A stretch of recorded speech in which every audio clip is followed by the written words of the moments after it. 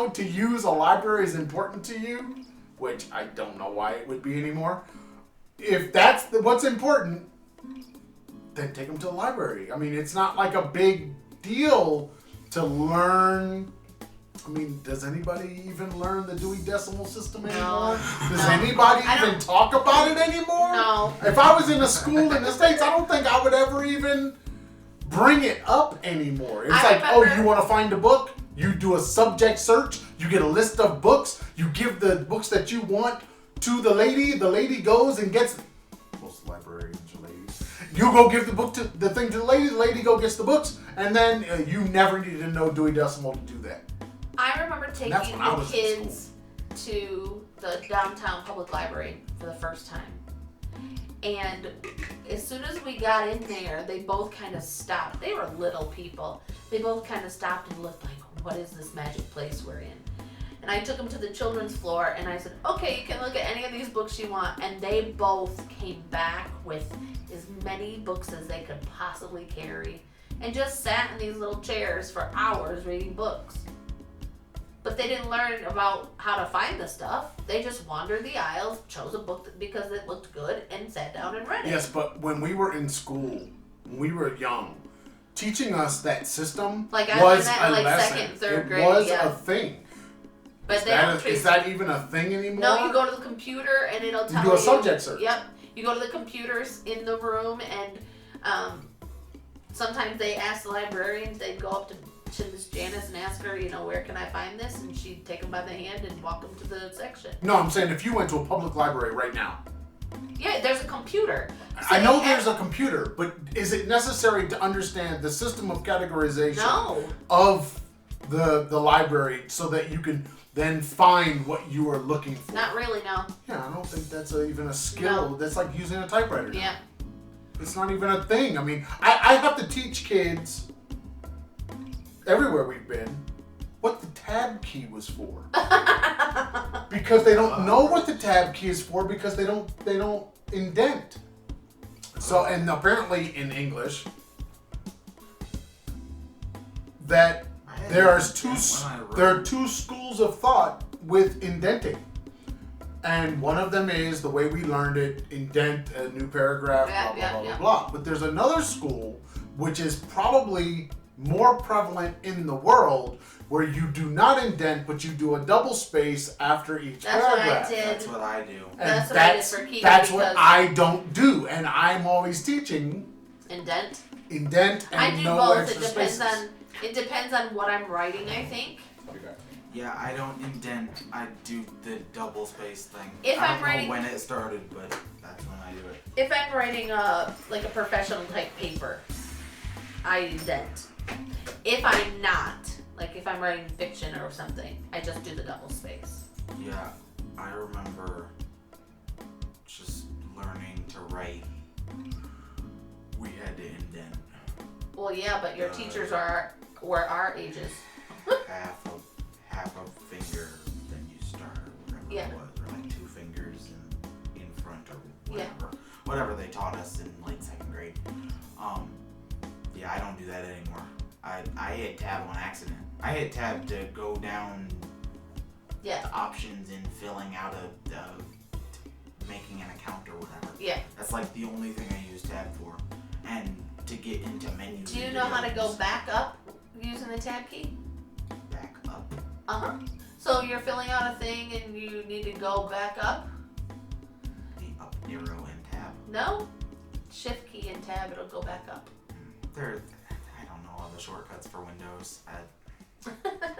That's an old one. I would venture to say I don't even know 5. How do you paste something? Well, I know copy, paste, cut, paste. Okay.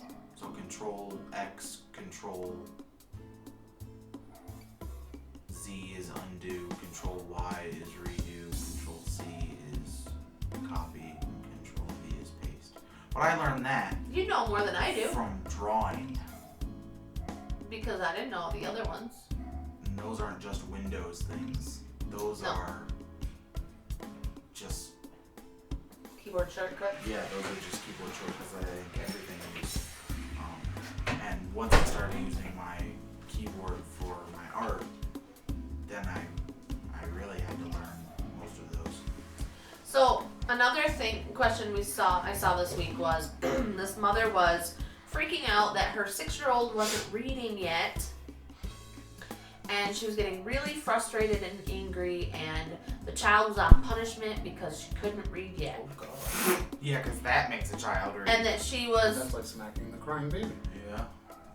The child wouldn't even try. Can't read. And I was like, oh, for fuck's sake. So it's really hard for me sometimes not to pull out my soapbox and just go off. But I was like, listen, she's 6. It is not normal for a 6-year-old to be able to read. It's normal for them to get it by the age of 8. That's how their brains function. Yes, but what are the demands of the people around you? Well, and that's probably what's happening. Right, and we have this. I had read so many comments. Well, my 3-year-old can read. No, they can't. Why does that matter? Like I was told I was reading at 3 years old. I used to believe I was reading at 3 years old. The more I learn about how the brain functions, I don't think I was reading at 3 years old. I think I just memorized what the page said. But why is it important that children read earlier and earlier? Why is that the priority? That's what my question was. Like, why do you need her to read at 6 years old and her brain is not developmentally able to do that yet? And why are you getting angry because her brain isn't there yet? But it's not about the brain for parents. It is a brain. No, it is not. Regular parents are being socialized. Yes. To demand abilities from their children based on something. Well, and I have a feeling it has to do with because I'm telling you now, among a lot of people in the United States, they're not even walking around talking about children reading at an early age. There's a whole group of people that's not even on their radar.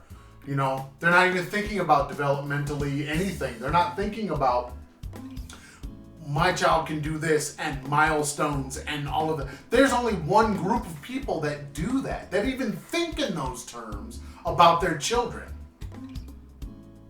You see? And why is it among that group that they think I need to have my child hitting milestones earlier than what other children, earlier than what I did? Right. Why is it that? Why is that happening? What's going on? I remember when Aaron and Keegan were learning to read. And because I believed that I started reading at 3 because that's what I've been told my whole life, I would get so frustrated, like, come on, guys. We just read this word. And one of the teachers said something to me that made all the difference. She said, when it happens, it will be like somebody switched on the light. And there will be no question that they can read. Stop forcing it. You're only pushing them further away from wanting to be readers. And so I stopped with all of that stuff. I stopped with the constant, come on, you read, I read, you read, I read. Instead, I was just like, do you want to read this page? No? All right. And I just kept reading. And before I knew it, Aaron was like, can I read that page? Are you sure you want to read the page? Yes, I want to read the page. And he would read the page. But for Keegan, she lacked the confidence. She still lacks the confidence. But she lacked the confidence to even let the words come out of her mouth. But I knew that she was starting to read because I would ask her a question about something and she could answer the question without me having read the page to her. So I knew she was reading, but she wouldn't open her mouth and let the words come out. No, I guess what I'm trying to get at is, but she was like 7. Why are people trying to push this scale? Why are they trying to push it younger and younger and younger? What is the benefit of a 3-year-old who can read? There is no benefit. There is no benefit. So then why is it that people are doing that? What is happening in the culture that is forcing people to start thinking of the milestones as a sliding kind of scale that can be moved for my child. You know what I mean? We can just, oh, my child's special, so they're going to do everything a year, 2 years and early, I think that's the biggest. Why? That's the biggest pit that parents fall into. My child is special. They should be able to do these things early. And I'm going to prove that my child's special and make sure that they do these things early. And when they don't, then the parents get frustrated. No, you're special. I know you're special. So you have to do this thing when really they're just a child. Back the fuck up. Is it the parent or is it the culture of the parents that parent is around saying, like the competition between preschoolers, the competition between toddlers of going back and forth and being like, you know, I see what your kid can do, and your kid looks like a dumbass. So my kid can't be as dumb as your dumbass kid. So I had to make sure that, you know, and having that competition among the parents. Yep, there's absolutely the competition among. But the that's parents. only, like and I said, the child suffers. That is only among a certain group of people. Most people do not look at their children and compete with the other children out there. That's not a I think thing. that is a very, very, very common Western. I'm not even saying it's Western. I'm saying inside of the United States, there's a very small group of people that are even thinking in those terms. Really? Hell yeah, because poor people don't fucking care about that shit. Poor people ain't walking around talking about milestones. The hell? They don't even know what milestone is most of the time. You don't need to know. Like, I get asked the questions because my goddaughter is going to be 3, and so her mom will ask me questions all the time. Is this normal? Should she be doing this? Should she be doing that? And I'm worried because she's not doing this yet. But these are questions of intellectuals. Well, she's asking me because I know. No, but then I'm saying the parent asking those questions, only an intellectual is even going to think about asking that question. Well, yes. But I also think she's asking this question because she has people around her saying, oh, your child doesn't do this yet? Why isn't she doing that yet? What are you doing wrong? The comparison of these children. Instead of saying, oh, well, she'll get there. You know, it's not a big deal. Well, why can't the parent being criticized say, screw you, leave my child alone? No, because that reaction. Why not? Because they're then ostracized in society. Now they're going to get pushed to the outskirts. And of then their the group. child. But everybody should do that. No. They're going to get pushed away from their group. You have to remember, everybody has their group identification, the people that they think that they belong with. And if you don't act like the people inside of your group, that group will kick you out of that group. Then maybe you're not supposed to be in that group. Aaron. That's where I'm saying the problem lies, is with people who put their child on a waiting list for preschool when they first learn that they're pregnant. They're already got them on a waiting list for the top schools, the top preschool. You see what I'm saying? They're already doing that because in their group, 1, they can afford it. You know, 2, it's expected. And then it's expected among the members of that group. But like I said, that's a very small group. Because most people do not have the ability to get their child onto that thing. Well, onto that list. Right. When I started looking for preschools for you, mostly I wanted you to go to preschool to have the social interaction and to learn how to control yourself without me being there to control your behavior. So I start looking at all these preschools and they're asking me all these questions. Can you do this? Can you do that? Can you write your name? Can you count to 10? And I'm like, okay, he can count to 100. Can he tie his shoes? Well, of course he can. He's 3. Can he use scissors? Well, of course he can. And all of my of course he cans were not normal. Most of the kids could not do those things. I would say 85 to 90% of them couldn't do those things. And so I went through all of the preschools in the area, and none of them fit. So I waited a year, and someone said, "Hey, I want you to come and do this observation at this school," because I had to do observations for my early child and stuff. And I said, "Okay, I'll go do observations at this school."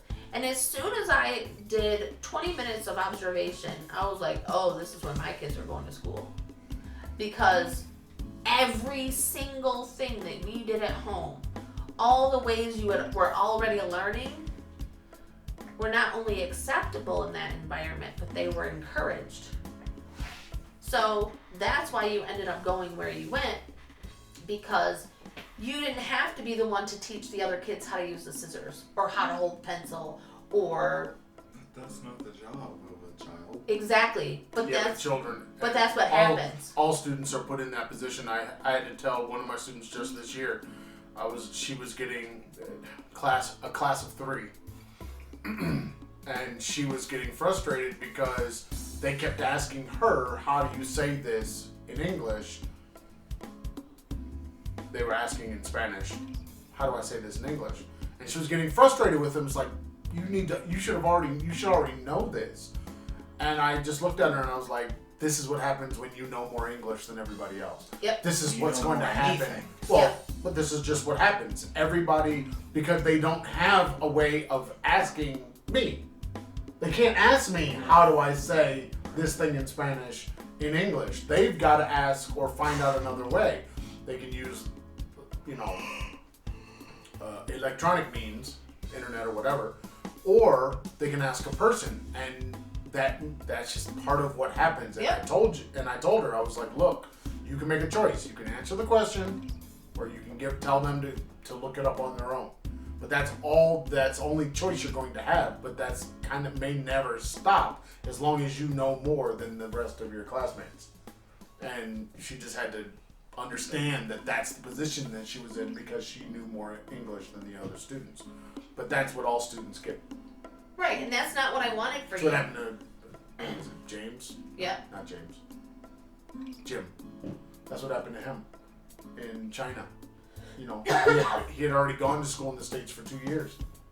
He knew like more than probably every other student in the entire school. He knew more than all of them. Definitely, we're going to be trying. Me. Not me. We're going to be trying to get on the YouTubes all of the back stuff every Monday, Wednesday, and Friday. That's my goal. Every Monday, Wednesday, and Friday, a new show, a new piece of a show. Upload it. All right. So stay tuned. Don't stay tuned. Go to fucking YouTube. Ring the bell and all that bullshit. Do that thing. Like, subscribe. There was one YouTuber. And comment, because we want to hear what y'all think. One YouTuber doesn't have an outro, so he's just like, have an outro. do all the things that YouTubers say you to do. I know. Y'all know You know what to do. You watch this. Just go do it. If you found us on the YouTubes and you're watching on the YouTubes, guess what? You know how to do the YouTubes. Ring the bell and blah blah blah. If you want to follow the Traveling Farrs, you can find us on the YouTube, Facebook, Pinterest, iTunes, Spotify, and the Google Podcasts at The Traveling Farrs. If you like Instagram and Twitters, Traveling Farrs. If you like the email, travelingfars@gmail.com. And the blog space, thetravelingfars.blueberry.net. No E's in the Blueberry. The paper I forget every damn day. If somebody asks me any of this information, I need this to tell them. So, Aaron, I now put it on my desk because, I don't know. are you going to start blogging this year? Vlogging? Blog? Blog? The writing of the things. Writing? No, that's your job. No, I think if I do anything, I will leave this like this, and then I'll just do blogging. Okay. Vlogging's more fun. Why would I do blogging? Blogging is boring. It's just you. It's just you typing. Just you sitting there. Angrily typing away. My opinion. Yeah, no. Instead of... I can just opine right here. That's what it's called, man. Would you share your opinion? Do it right here. I can do it for the people. I can do it live. Oh, God dang it! I knew that was coming. Say goodbye to the people. Bye. Peace. Have a good weekend. Or whatever day of the week you're watching us. I have to pee. So bad. Whatever day of the week you're watching this.